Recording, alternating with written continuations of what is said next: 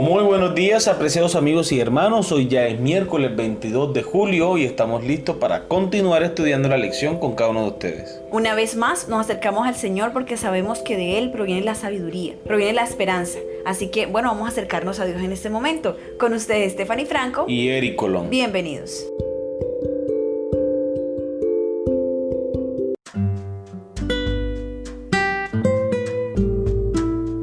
Poderes invisibles en acción. El título de la lección para el día de hoy.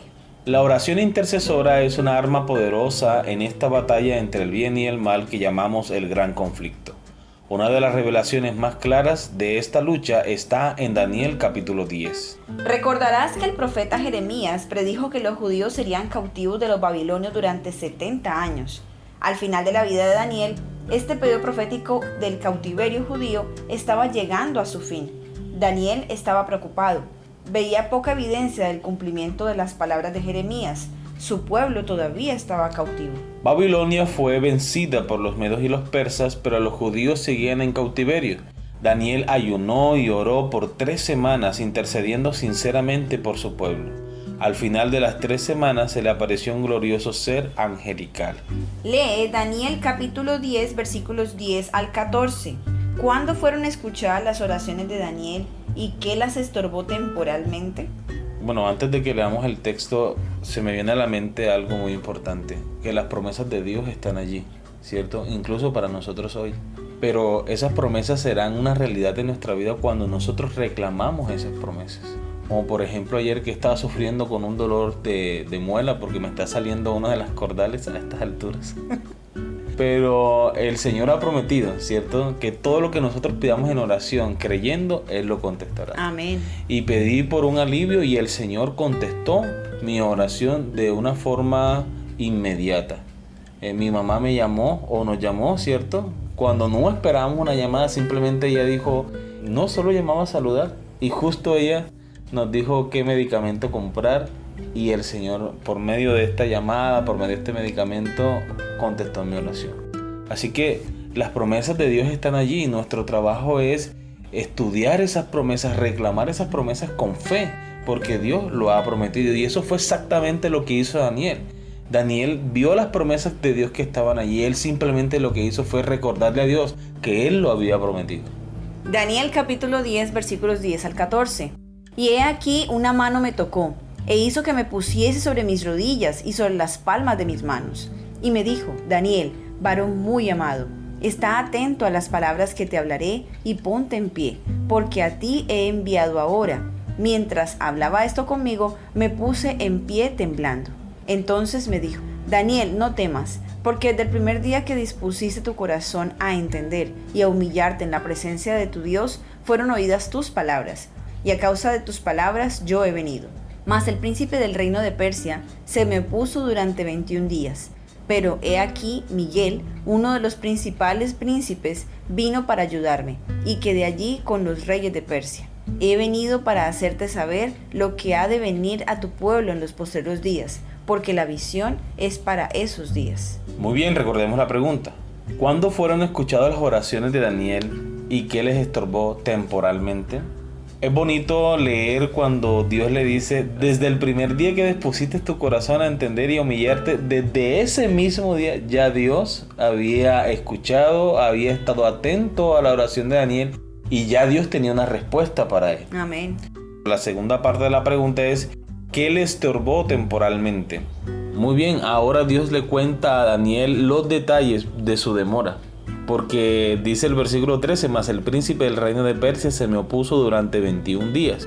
Pero aquí que Miguel, uno de los principales príncipes, vino para ayudarme. Entonces Dios se toma el trabajo incluso para explicarle a Daniel la razón de su demora. O sea, aquí vemos el amor de Dios, su misericordia y cómo Dios considera a los seres humanos importantes en su obra. Amén.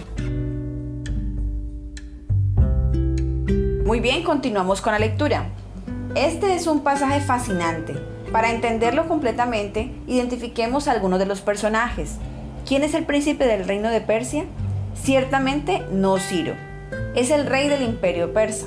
Es muy probable que la expresión el príncipe del reino de Persia represente a Satanás.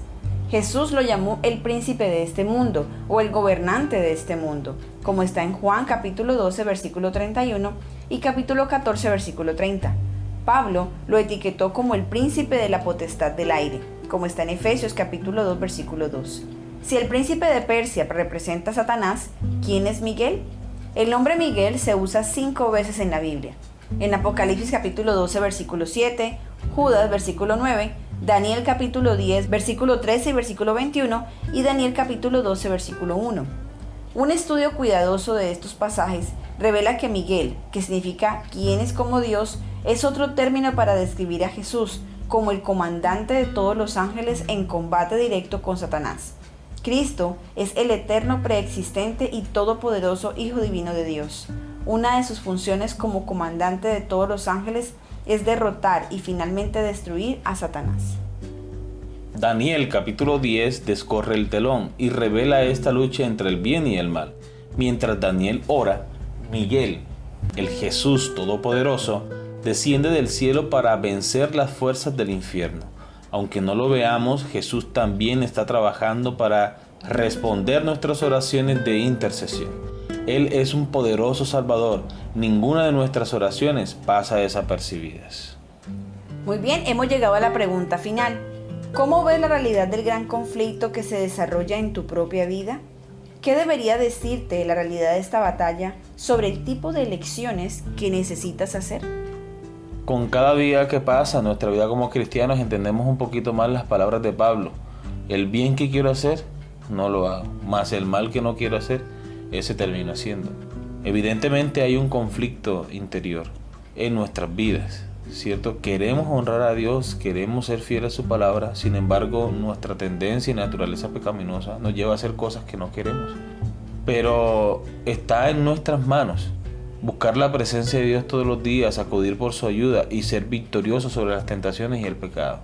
Porque no estamos solos en nuestras luchas contra el enemigo. El Señor ha dicho en su palabra que todo lo podemos en Cristo, que en Él nos fortalece. Entonces, en la medida que nosotros busquemos la presencia de Dios, en la medida en que nosotros entreguemos nuestra vida a Él, esa lucha contra el mal, esa lucha contra nuestra tendencia pecaminosa va a ser cada vez menor, porque siempre vamos a contar con la ayuda de Dios. El Señor dijo en Santiago: someteos pues a Dios, resistid al diablo y Él huirá de vosotros. Llegará un momento en que mi vida está en completa comunión con Dios, que las tentaciones y las acechanzas del enemigo no tendrán ningún efecto en mi vida y en la vida de cada uno de nosotros. Amén. Bien, quiero compartir con ustedes una pequeña nota de nuestra hermana Elena de White en el libro de la oración, página 255 y 256. Como pueblo no comprendemos como deberíamos el gran conflicto que se libra entre seres invisibles, la lucha entre ángeles leales y desleales. Los malos ángeles continuamente están en acción, preparando su plan de ataque, gobernando como caudillos, reyes y gobernantes a las desleales fuerzas humanas. Exhorto a los ministros de Cristo que destaquen en el entendimiento de todos los que están dentro del alcance de su voz la verdad del servicio de los ángeles. No os dejéis dominar por especulaciones fantásticas. Nuestra única seguridad es la palabra escrita.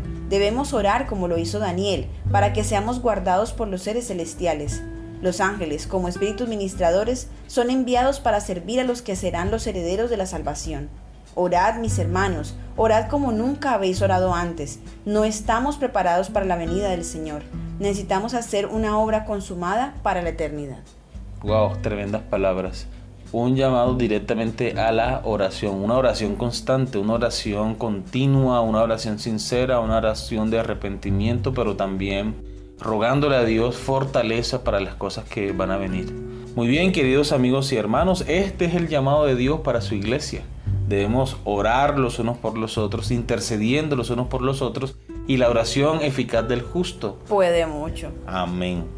Muy bien, hemos llegado al final de la lección. Esperamos que haya sido de crecimiento espiritual para cada uno de ustedes, como lo ha sido para nosotros. Les esperamos mañana con una nueva lección. Dios le bendiga.